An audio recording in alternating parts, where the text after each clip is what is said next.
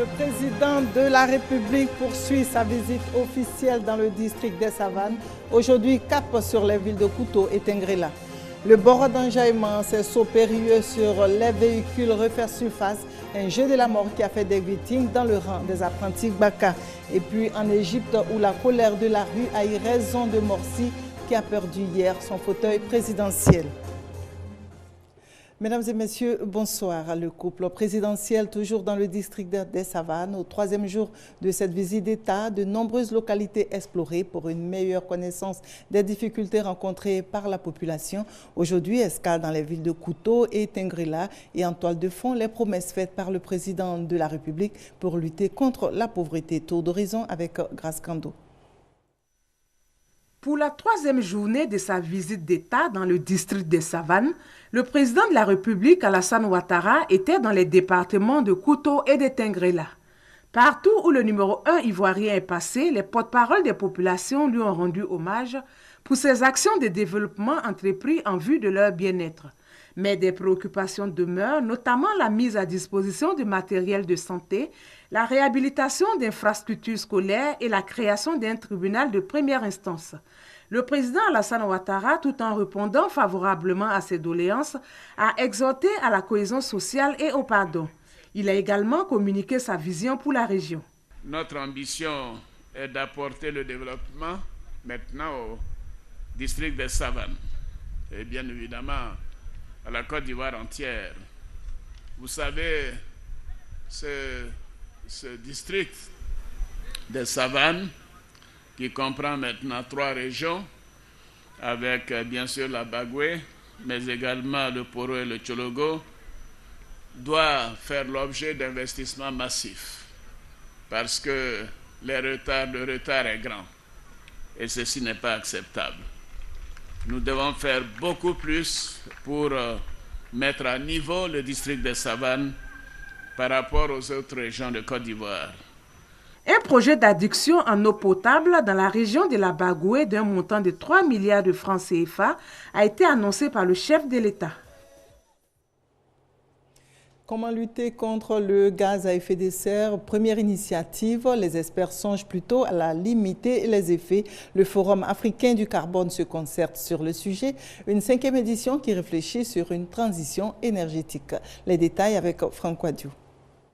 Le changement climatique, une hantise pour y faire face, la réduction d'émissions de gaz à effet de serre à l'échelle mondiale, mais aussi le financement du carbone. Celui-ci s'effectue sur le marché particulier du carbone.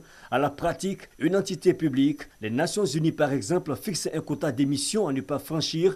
Si un pays pollue en dessous du quota, il vend les parts restantes aux grands pollueurs sur le marché du carbone. C'est le cas des pays africains, premiers bénéficiaires de ce marché, car ils polluent moins. Mais ce marché, de l'avis des experts, n'a pas encore atteint ses objectifs. C'est une façon de s'informer sur les derniers développements dans ce domaine-là. Le marché de carbone a quand même connu une petite stagnation, si on arrive à dire ça. Et pour informer et recadrer les choses, des assises, la 5e édition du Forum africain sur le carbone a lieu à Abidjan. Aujourd'hui, l'Afrique connaît l'un des taux de croissance les plus élevés du monde, ce qui a bien sûr des implications importantes en termes d'investissement, tant en énergie qu'en infrastructure. Sans un mécanisme approprié pour assurer une transition énergétique viable à faible émission de carbone, l'Afrique manquera le tournant de la durabilité et donc ne sera pas en mesure de significativement contribuer à la réduction du réchauffement climatique.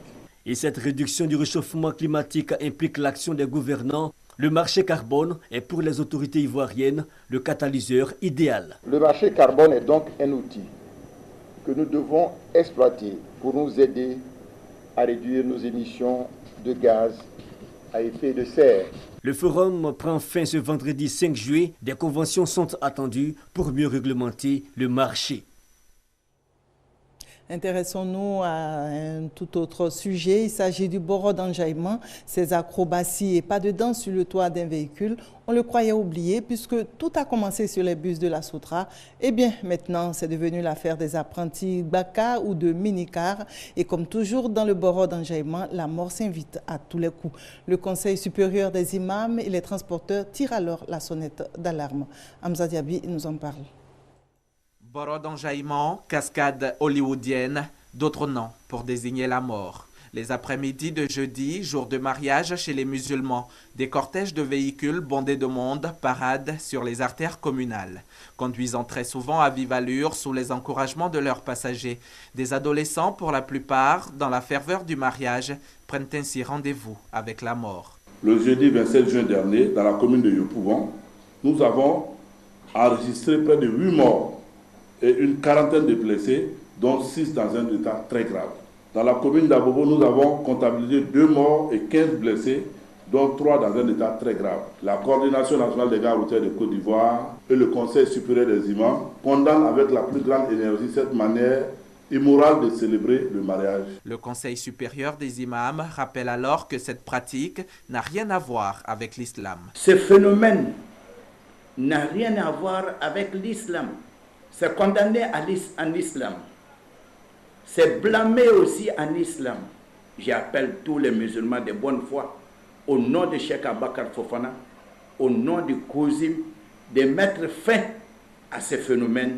Chaque jeudi, entre 18h et 22h, des familles sont endeuillées. La Coordination nationale des gares routières de Côte d'Ivoire demande donc au ministère d'État, ministère de l'Intérieur et de la Sécurité, la prise immédiate d'un arrêté d'interdiction. En Guinée, les législatives sont attendues depuis plus de 2 ans, mais hier, 3 juillet, la page de la contestation ouverte par l'opposition a été refermée. Pouvoir et opposition ont signé un accord et le clou, cette date, fin septembre, organisation des élections législatives. Au Palais du Peuple, escandent des slogans.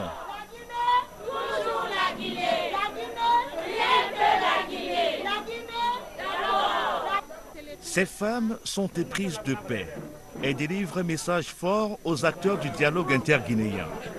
Leur pression paye. Dans la salle, le gouvernement, la majorité présidentielle et l'opposition signent enfin l'accord attendu depuis plusieurs semaines. Le texte précise que les élections législatives devraient se tenir fin septembre. Je crois que c'est une grande avancée pour notre pays, c'est un progrès considérable. Nous espérons qu'avec cet accord, que toutes les parties prenantes à ce dialogue-là vont prendre à bras le corps de manière à s'approprier toutes les recommandations qui sont dans cet accord. Nous devons capitaliser tout ça et cela, ça va nous permettre à mettre un terme dans les semaines qui viennent à la transition qui n'a que trop duré. Au palais présidentiel, le chef de l'État reçoit les principaux acteurs du dialogue interguinéen et le facilitateur désigné par le secrétaire général de l'ONU. L'occasion pour Alpha Condé de saluer les efforts entrepris par l'ensemble des partis. Je dois féliciter tous les acteurs du dialogue. Chacun a fait preuve de bonne volonté. Chacun a pu se surpasser, se dépasser pour qu'on arrive à cet accord. L'ambition nationale doit l'emporter sur les ambitions personnelles. C'est ce que je souhaite à tous les Guinéens et à tous les leaders politiques. Les Nations Unies, la France, les États-Unis s'engagent à accompagner la Guinée dans la mise en œuvre de l'accord conclu mercredi soir à Conakry. Un accord qui entérine notamment le choix de l'opérateur technique sud-africain Wema et accorde le droit de vote aux Guinéens vivant à l'étranger. En Égypte, après 368 jours de règne, la colère de la rue a fini par voir raison de Mohamed Morsi qui a été destitué hier soir. Adli Mansour, le président du Conseil constitutionnel, est le nouveau président par intérim. Il a prêté serment aujourd'hui. Morsi et les principaux dirigeants des frères musulmans arrêtés. Mais qui sont les frères musulmans? Ceux-là même qui luttent pour la charia, la loi islamique. Des éléments de réponse avec Anzelika Eoura.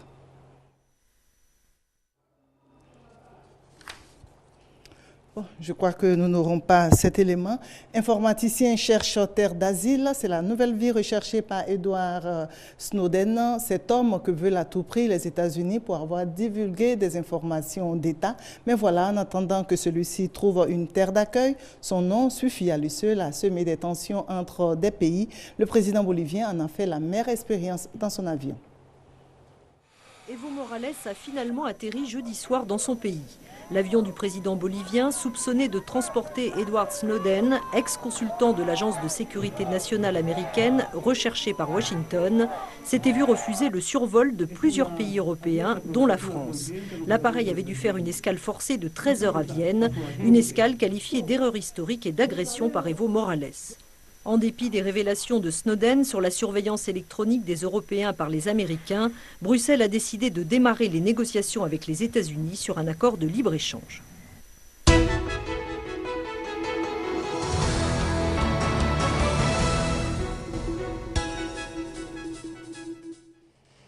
Le volontariat et le leadership, une course contre la montre menée par le ministère de la Promotion de la Jeunesse, du Sport et des Loisirs. Alors, depuis quelques semaines, les formations se succèdent pour faire des jeunes des agents de développement. Mais cela suffit-il à assurer une vie meilleure aux jeunes? Suivons le reportage d'Ami Kanga pour bien comprendre. 3 800 000 jeunes sont au chômage en Côte d'Ivoire selon les statistiques. Leur insertion socio-professionnelle demeure un casse-tête chinois pour les autorités ivoiriennes. Pour survivre, des jeunes chômeurs diplômés n'hésitent pas à colmater les brèches sur des voies dégradées ou à réguler la circulation aux heures de pointe en espérant récolter quelques pièces d'argent. Pour donner un coup de pouce à cette jeunesse en détresse, des formations sur le volontariat et le leadership sont dispensées par le ministère de la Jeunesse, des Sports et des Loisirs. Un remède qui ne guérit pas pour autant le mal. Le volontariat ne peut pas résoudre ce problème du chômage ou bien du manque d'emploi.